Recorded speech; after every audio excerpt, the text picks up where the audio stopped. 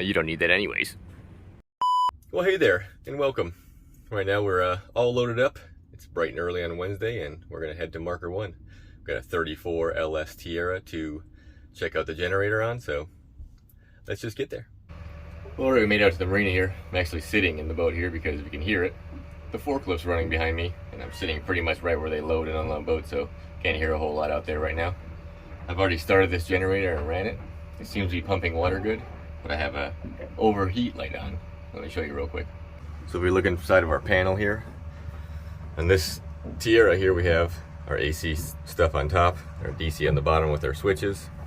Underneath another cabinet, here's our generator panel, which has just got the 4-light push button panel. This is just a little 5K Fisher Panda. If you look here, we got a engine temperature light on. So that light that you see there is actually controlled by either the exhaust temperature or the head temperature. Typically, if you have an overheat, the exhaust is the first to go because the impeller usually burns up or something happens with the impeller, and that's what happens. This customer told me that he got in some seagrass, he cleaned his impeller out. That actually is pumping water. That being said, if you want to see me actually change an impeller out, if you go to episode 24, it's actually in the same exact boat. I changed a burned up impeller out. But right now, I'm gonna go pull that one off and see if it's missing a blade or two or what's going on, because it could also be a temperature sensor that's the problem. So let me go pull it apart and we'll see what happened. All right, so I got it all apart here. Our impeller is actually just fine. Let me show you a few things that I found. So since the impeller is good, and I know the customer sucked up some seagrass, I've pulled all of our lines off to make sure that we got nothing on the inside of them, all the way through here. That way what I can do is open the valve and check flow out of the valve, flow out of this hose, flow out of our strainer, then we can check flow back to our impeller. Also, because it overheated, we don't have any antifreeze in our bottle here. That will also cause a problem with it wanting to overheat. This thing should always be full to this line when it's all the way warm. Max full is here so that it can expand and contract when it's running. Inside of our strainer here, you can see we still have some seagrass in there. That's not going to help. We'll start with our seacock here. Obviously got good flow. Took the camera out there. Now we'll go to our line. Good flow too. Let's go to our strainer.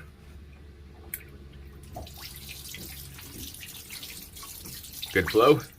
All right, our lines are clear. Now let's make sure we got enough antifreeze in her.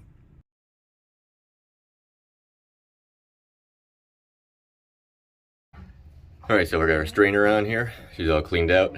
Antifreeze is full. All of our lines are clear. Let's open our valve up. We also got our water pump back in, which is actually on the other side here. Now, let's fire it up. All right, hopefully it stays running here because I could use some air conditioning right now.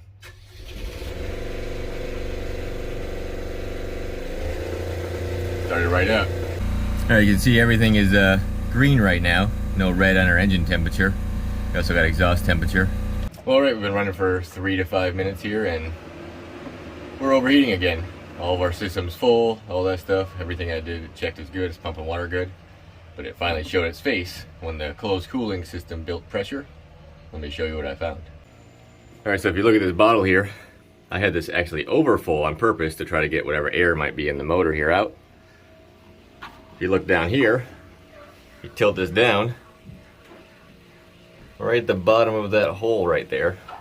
Let me see if I can get a better picture for you here. I don't know if you can hear that or not, but you can hear it hissing. I can hear it hissing anyway. There's actually a crack in that molding where it's seamed together. It's allowing coolant to come out. That's why it's all wet.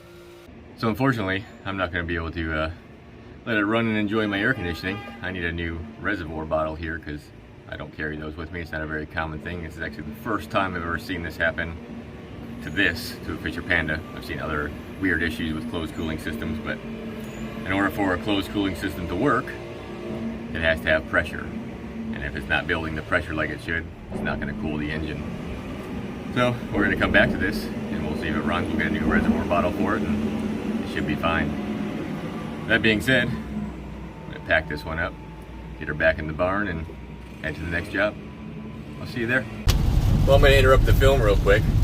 We got pretty heavy rain happening right now, but I'm pretty sure it's gonna pass, so it shall not ruin our video like yesterday. So I'll see you there. All right, so we're out on our next job here. Lucky enough, I have a roof over my head. It stopped raining, but probably gonna rain again anyway. So this is a 368 Pursuit. Actually was on this boat in episode 34. Right now though, we just have a problem with his house battery. But we're gonna change out his electronics and his house, just because if one goes bad, the other one might. This one actually just went bad because he left his refrigerator on accident and didn't turn his battery off without the shore power being on. So he killed the battery and it won't come back. Let me show you where these batteries are at. All right, before we go in the bilge, take a look at this.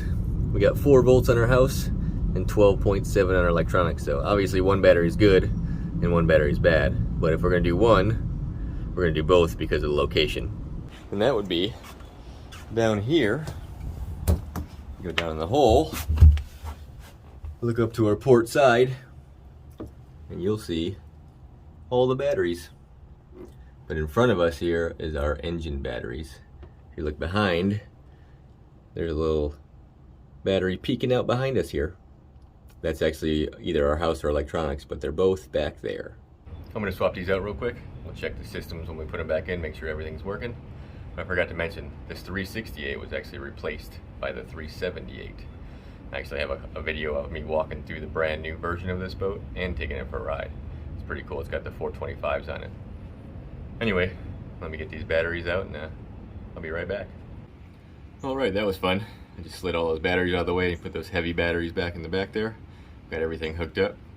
Reminder, if you're ever gonna change batteries out, unhook your shore power, turn all your batteries off, any breaker you can, just to make sure you're not lighting any systems up when you turn the batteries on, or you hook them up and you're sparking, stuff like that. What's funny about this boat is they have high water alarms and they have to reset if you put a new battery in. So I'm about to flip this breaker right here and the horn's gonna honk and wake the neighbors up. Watch.